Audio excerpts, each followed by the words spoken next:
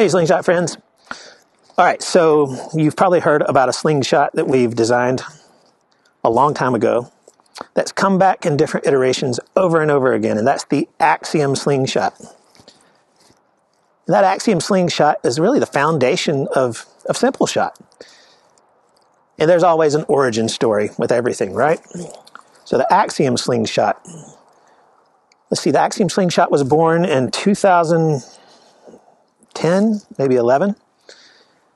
And no, it's not unique or novel in any way, just like the human hand is not unique or novel to any human. The Axiom slingshot is simply a design that's proportionally balanced. That's something that's always been really important. We design our slingshots around the Fibonacci sequence. We find that there's a natural symmetry that's pleasing to the eye. If you apply those principles to design, it's going to be pleasing to the eye and generally function well with the human body. But that's a discussion for another day. So how did the Axiom come to be? Well, it was born from the Omega slingshot. Now, this is going way back into the flipping out archives. And that was back when we generally thought that a slingshot needed to be quite wide forked because no one really understood. And this was only 10, 11, 12 years ago. No one really understood why fork hits happened. So the general rule of thinking was make the forks wider so there's a larger gap there. Now we know otherwise now quite well. But folks often want a slingshot for its pocketability.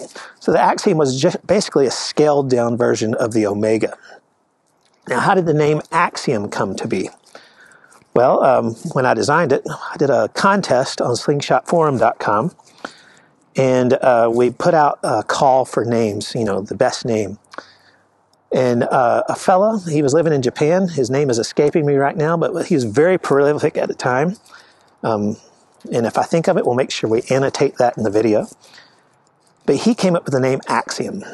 And when I saw Axiom and looked it up in the dictionary, it was self-evident truth.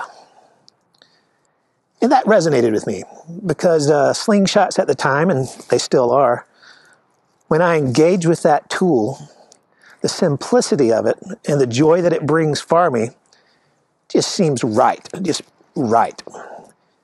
And a slingshot is a self-evident truth. It's a simple tool that can have profound change well beyond our physical sphere. So when we started SimpleShot, one of our tenets was that all humans are marksmen. Now, we've heard this. I actually recently heard Ted Nugent speak to this. That marksmanship is one thing that really separates or makes a human a human. It's our ability to willfully influence change beyond our sphere of physicality. We can reach beyond ourselves with pointed precision and power to affect change. And that's powerful. It's powerful in a lot of ways. That in and of itself was a self-evident truth to me, Axiom. So from the Axiom, the elements of that design morphed into the Scout. And of course, you see the Axiom growing in its various iterations in our product line. The Axiom Champ, which is co-designed with Ray Bazonsky, cherished and loved in the proportions copied throughout the slingshot community. So the Axiom has been a cornerstone of SimpleShot. And it's the self-evident truth of the fun, of the purity, of the power, and of the simplicity of the slingshot that drives us forward and I think really keeps all of us who enjoy the slingshot engaged in this activity. So, thanks for being a part of our team. Thanks for being a part of the community. Whether you're a SimpleShot fan or not, thank you for enjoying slingshots and helping people understand the simple joy that a slingshot can bring. All right, guys, so you've just gotten your Axiom X slingshot. It's time to put it together, get it tuned up, get it set up to shoot the way you like it. So that's the cool thing about Axiom X, is that it is very, very adjustable. So, of course, it's going to come in the case. Make sure you remove the bottom bit of foam. Let's just set this out of the way here. You won't need this for a moment. So, in there, you will find your lanyard. Just go ahead and install that right off the bat. Check out our blog if you want to know why we recommend you wear a lanyard. It's just a safety feature. Never hurts to be safe, and it can actually provide you a little bit of more positive lock on the handle for a repeatable grip. Got 2 sets of bands. Of course, an owner's manual. Take your time to read through this. It's important stuff. Yeah, it's a little dry, it's a little legalese, but there's some important things in there like, can I shoot stones? Would not recommend you shoot stones out of the Slingshot. And I'll say this now, if you are a beginner and you've chosen to purchase this Slingshot, you're probably going to damage it with fork kits. And it's going to happen. So just know that that's going to happen. You might mess up a pretty Slingshot. All right, moving on through here. An extra bit of fiber optics. So if you ever wanted to change your fiber optics around or they become damaged somehow, it's really easy to reinstall your fiber optic. We'll show you how to do that. Of course, a SimpleShot sticker. Show your love for SimpleShot. And a 3mm Allen key. And that's what we use to adjust it with. So to start with, I'm not going to put the bands on first. I'm going to go ahead and get this set up to the way I want to shoot it in my hand. So I hold my Slingshot in my right hand. And I like a slightly offset Slingshot. So I'm going to go ahead and leave this top pad, which is in my right hand would be my forefinger, and I'm going to go ahead and move out this one a ways. Now I prefer to shoot with a thumb brace style when I'm shooting over the top. So I'm going to go ahead and move this out as far as it goes on the lower one where my thumb would be. This is just the way I like this Slingshot. Now the great thing about this Slingshot is really easy for you to adjust it on the fly. These are steel screws, as I mentioned, 3mm. So they have a good bite. No need to really hunker down on them. Just snug them up. So now I've got that. That feels really nice for me. That's a touch narrow on the fork gap for my liking. So I'm going to go ahead and open it up just a touch on either side. Now some folks are really insistent on being dialed in, so you may want to use something to measure it. I kind of go more by feel personally. There's no wrong way to do this. Just going to open this up a little bit more to where it's a little closer to what tends to work for me. If I were to cut a natural fork, this would kind of fall out the way I like it. So now I've got these adjusted as I like them. Feels good in my hand. I'm going to go ahead and put the bands on. So the bands, they are installed with the Allen keys. So you do not have to remove these completely. There's enough room for you to open these up and slip the band in. And let's see if I can show you from the side here. You can see that there's a small clamping surface, a raised ridge and a depression that the band fits down in. Plenty of room there to get locked in. So I'm going to go ahead and get the band sets out here. Now one thing you probably already know if you've bought this Slingshot, you've been shooting for a while, you know you've got to tune your bands. If you're a beginner, again, we recommend you go and learn on another Slingshot before you damage this beautiful Slingshot with fork kits. But one thing that's important is to understand what your draw length is and what active band length you might want to use on your Slingshot. So with the bands that come stock on the SimpleShot, all SimpleShot products, I like these at about 8 inches. I don't get a lot of elongation on these, but I like to shoot 3/8 steel, and I prefer longevity over really hot bands. I still get probably close to 200 feet per second, maybe a touch under it with 3/8 steel. Definitely not necessarily heavy enough for hunting, but again, this wasn't not necessarily designed to be a hunting Slingshot, more of a targeting Slingshot. But we've had plenty of videos. You can hunt with this Slingshot. You can also target shoot with this Slingshot, just like any other Slingshot, so no sweat there. So again, I'm pretty loose with my work here. So these bands are 10 inches. I've got a 6-inch ruler here. I'm just going to really eyeball this cut. That may not work for you. If you prefer precision, get precise.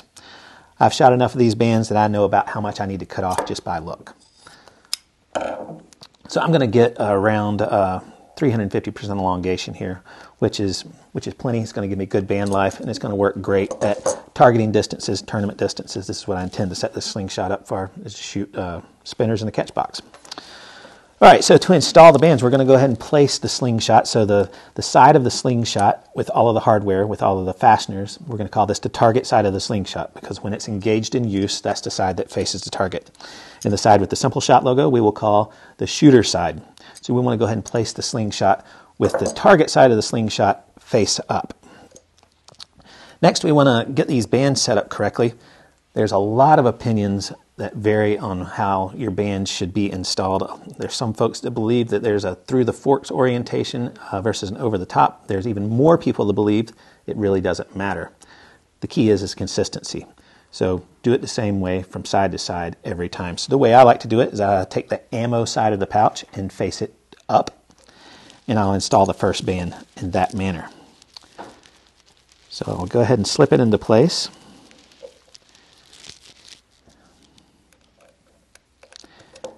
And snug it down.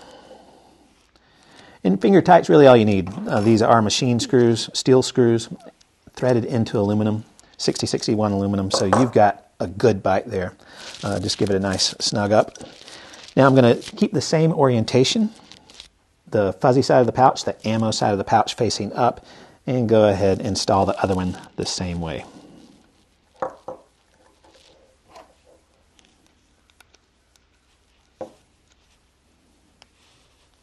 And that one's snugged up. All right, and now when I've got the bands installed and I have the fuzzy side of the pouch, the ammo side, in position to shoot, you can see I have a nice V here, a trough. Upon release, the bands are nice and even. Now you could do it the opposite direction. It's still going to shoot fine. This is the way I like to do it. The key is consistency. Consistency is everything. This is the way we recommend you do it. If you want to do it a different way, certainly it's popular for some folks to flip the top band in order to get a little bit better straight line. If that works for you, great. This is the way I like to set mine up. Now I've got my slingshot set up. It is ready to go. So a couple of things to keep in mind. This is made out of CNC'd aluminum. Now aluminum will be damaged by a steel ball crashing into it. If that happens, and once you're through crying, you can come in if you need to. If you've got a sharp edge, you can clean it up with some emery cloth so it doesn't tear your bands. You're not going to break this slingshot. You may damage it. Another thing to keep in mind is just keep an eye on your attachments. Before each session, go back and make sure that your bands are correctly attached. Take a look, visually inspect, look for damage along the bands, make sure they're tightened, and then all of your adjustments, go ahead and just make sure they're snugged up.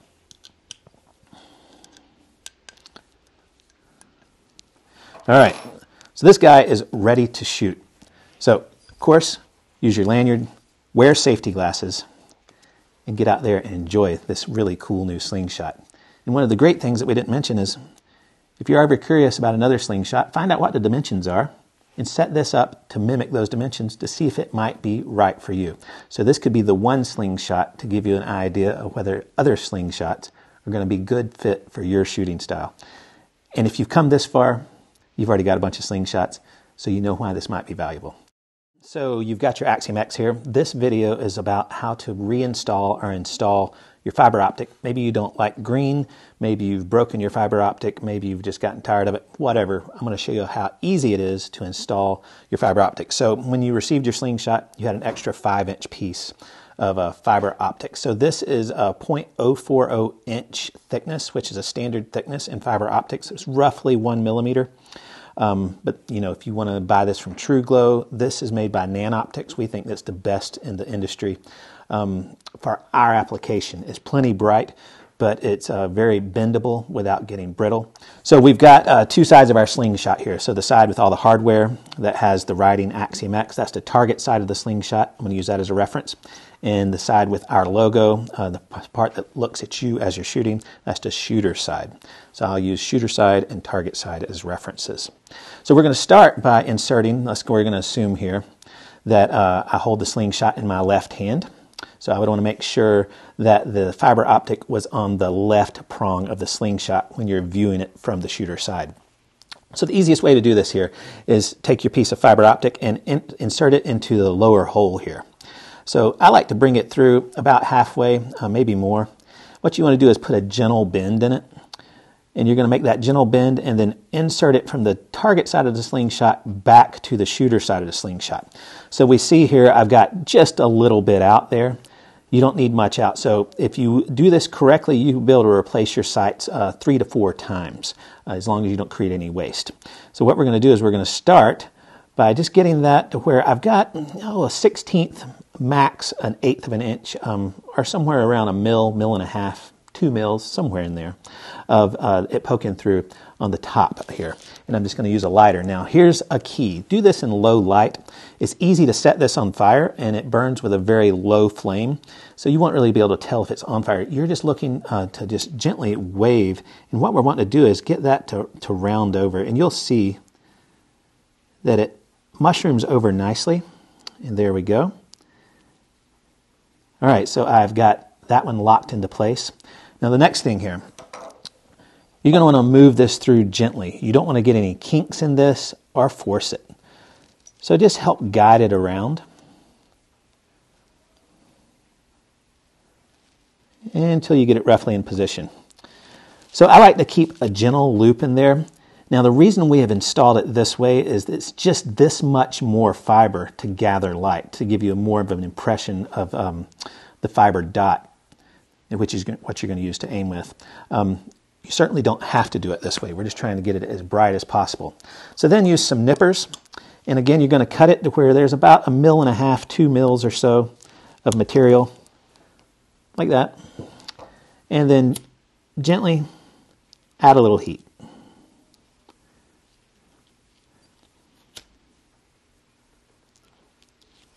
All right, so that one is installed. All right, that was done on the Slingshot frame itself. This was quick. This could be done in the field. If you want to do a better job, let me show you how to do it by taking it off the Slingshot. So this is what I'd recommend you do if you want to do a really nice job of putting this together. Be sure when you do this that you understand which side of this piece was the target side and the shooter side. It's going to be the same application. So we're going to come in from the target side, make our bend, leave 1.5 mils, 2 mils, somewhere in there. And with it not near the other frame, you can get a really nice mushroom top there. We can see there that one's set very nicely. And then we can work this one on around. Again, don't force it.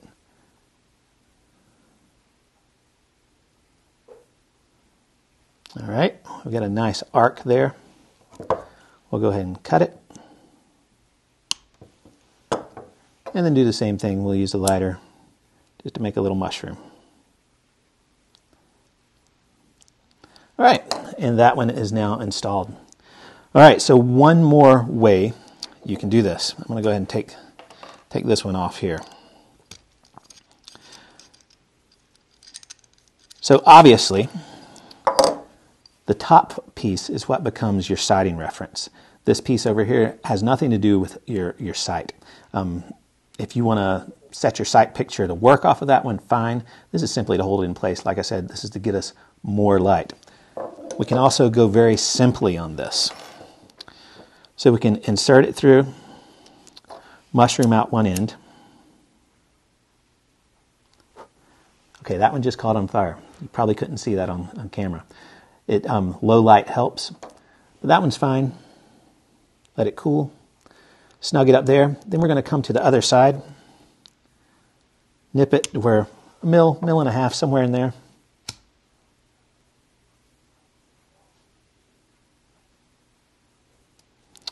All right. And if that works for you, that's fine too. It's a little bit more durable. It does not transmit as much light. I can see here, I mentioned that caught slightly on fire. If it does, it's best to start over. It's not going to transmit as much light if it actually alights, if it actually catches on fire. So this one here, I would start over. But the great thing about this style is I've used no more than 1/4 inch of the material. So you can mess up quite a bit with the material you've got on hand. So there you go. It's really simple to replace your fiber optic sighting reference on your Axiom X slingshot. Get out there, shoot that slingshot, and send us some pictures and tell us your stories about the fun you have with your SimpleShot products. Thanks a bunch.